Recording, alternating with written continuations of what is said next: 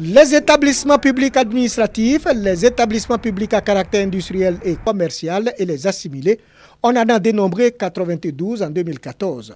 Ces établissements ont bénéficié de transferts en capital de plus de 331 milliards.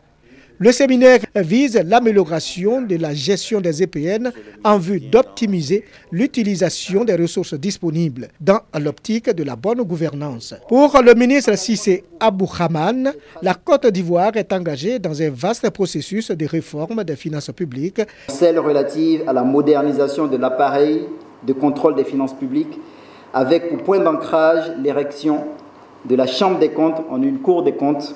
Et le ministre de rappeler que certaines structures n'ont pas été à la hauteur des attentes de l'État dans la conduite de l'action concédée.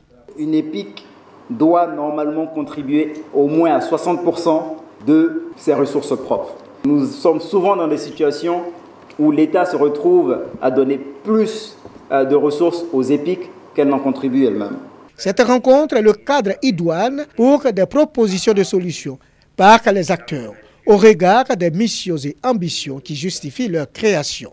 Pour le président de la Cour suprême, l'État est réellement de droit, dira-t-il, que si les instruments juridiques par lesquels est assurée la gestion administrative, économique et financière sont connus, maîtrisés et mis en œuvre. Les réformes mises en œuvre modifient entre autres les responsabilités des acteurs budgétaires, la vision comptable de l'État, le cadre et le contenu du budget et des lois de finances. Elles imposent désormais le passage d'un budget de moyens à un budget de résultats. Ce séminaire est organisé par la Chambre des comptes de la Cour suprême avec l'appui technique et financier du Don de gouvernance et de développement institutionnel DGDI.